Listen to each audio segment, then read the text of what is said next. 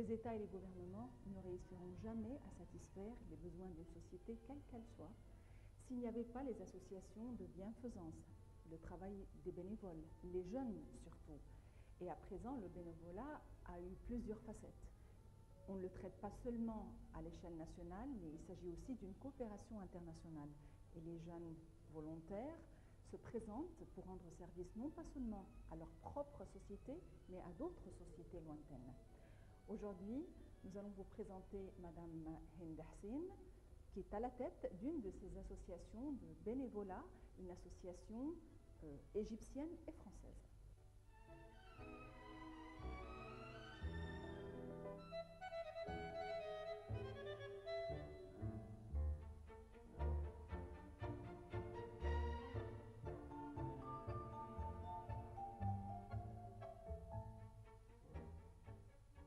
Madame Hind Hassin, vous êtes représentante d'une association de bénévolat. Vous travaillez dans le domaine du bénévolat, que ce soit à l'échelon national ou notamment en France. Bienvenue avec nous.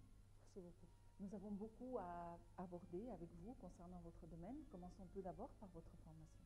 Je m'appelle Hind Hassin, je suis la représentante de France Volontaire en Égypte. J'ai un diplôme de traduction simultanée de la littérature française à la faculté Al-Azhar.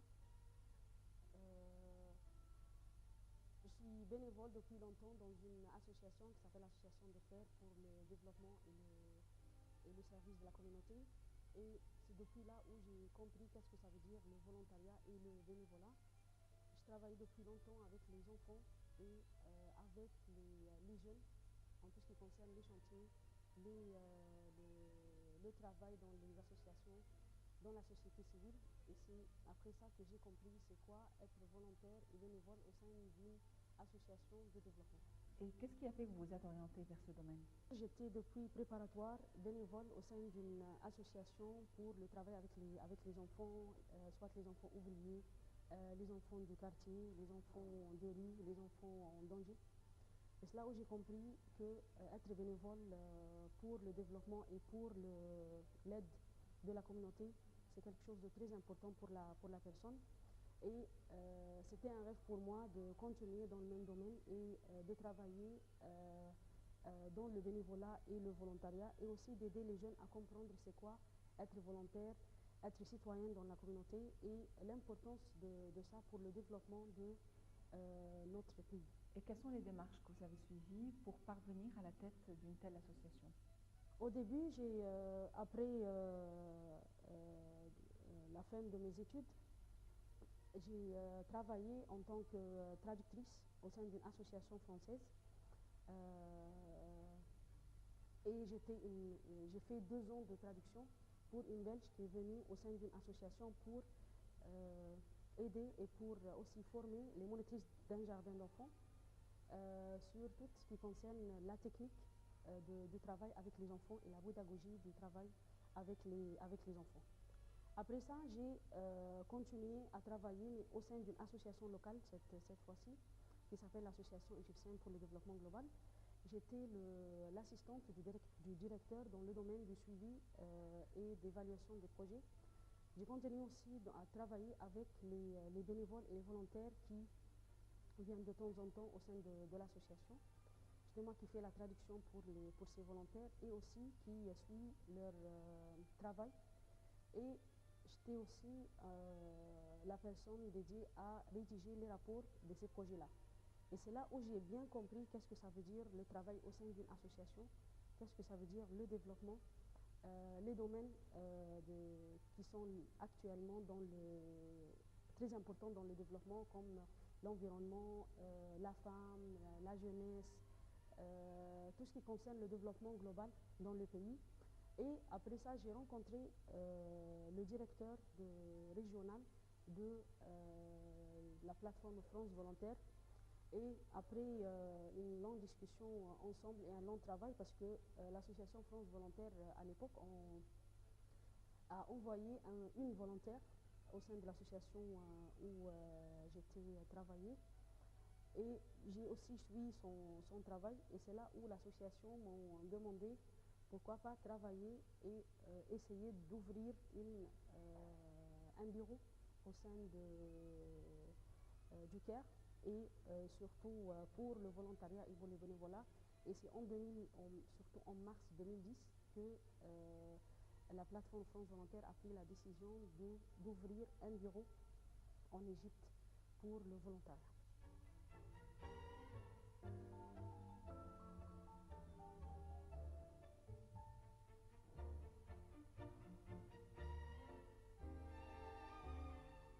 Et quels sont les services et les activités que vous faites au sein de cette association? En tout cas, nous, on a plusieurs missions à réaliser, pas seulement en Égypte, mais à peu près dans 55 pays. C'est d'abord de faire la mise en relation entre les associations égyptiennes et les associations en France qui envoient des volontaires au sein des associations de développement.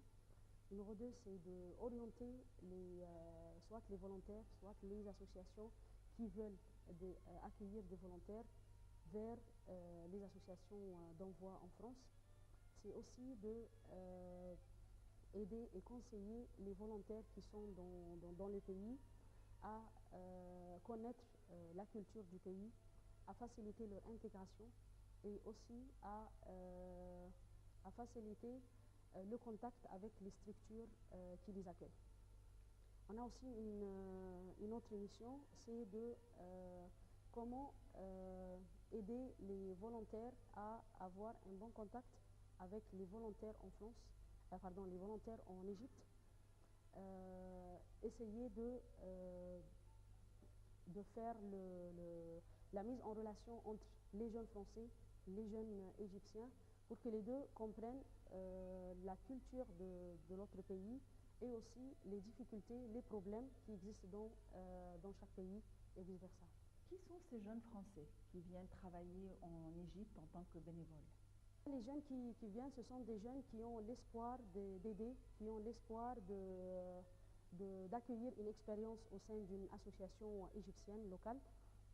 Ce sont les jeunes aussi qui peut-être n'ont pas eu l'occasion d'accueillir cette expérience en France ou de trouver le moyen de découvrir qu'est-ce que c'est l'interculturalité, qu'est-ce que c'est la convivialité, qu'est-ce que c'est la culture d'un pays, surtout un pays arabe. Et c'est pour cela que les jeunes qui quittent la France pour venir au sein de n'importe quel pays, pas seulement en Égypte, ils sont venus pour découvrir d'abord, pour connaître une autre culture, pour connaître l'autre. Parce que toujours dans les médias, la télé ne donne pas une bonne idée sur la culture des autres pays. Et c'est pour cela que les jeunes, ils veulent eux-mêmes découvrir c'est quoi l'autre, qu'est-ce que c'est une autre culture, qu'est-ce que c'est le travail au sein d'une association locale, pas seulement une association française, mais aussi les autres, la technique du travail au sein d'un autre pays. Et tout ça, quand les jeunes ils viennent, ils le découvrent. Et c'est pour cela qu'il y en a plein de jeunes quand même, quand ils travaillent avec les équipes des autres associations, ils ne veulent pas quitter. Parce qu'ils ont senti que toutes les idées qu'ils ont eues en venant, ce n'est pas du tout les idées quand ils quittent le pays ou quand ils vivent vraiment la réalité et le quotidien au sein du pays.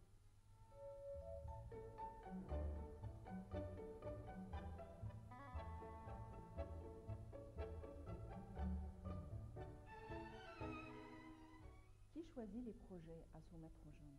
On a notre système de travail. D'abord, les associations, ce qu'on appelle la structure d'accueil, les associations qui accueillent les volontaires, ils viennent chez nous pour nous demander un profil d'un ou d'une volontaire dans un secteur bien défini, par exemple l'environnement, la recherche de fonds, l'enfance, la jeunesse, etc.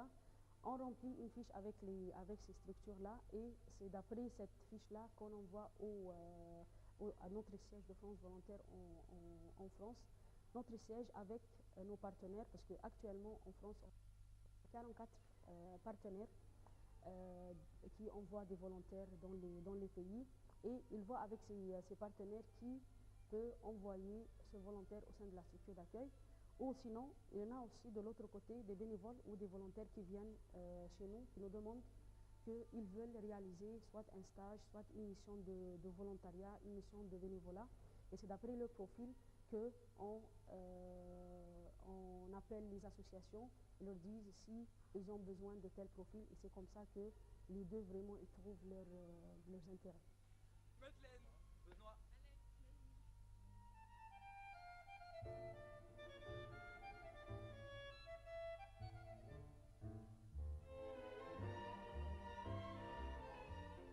Et ces volontaires, comment vivent-ils? Qui les hébergent? Comment est-ce qu'ils gagnent leur vie? Comment est-ce qu'ils trouvent de l'argent à dépenser? On a plusieurs types de volontaires. D'abord, ce qu'on appelle les VSI, les volontaires de solidarité internationale. Et ce type-là, c'est une forme qui a une loi, ce qu'on appelle la loi de VSI 2005. Et cette loi est programmée par l'État, et c'est pour cela que c'est l'État, le ministère des Affaires étrangères, qui paye tout ce qui concerne les indemnités, le logement du volontaire, et aussi le billet d'avion, et tout ce qui concerne la mission du volontaire au sein du pays.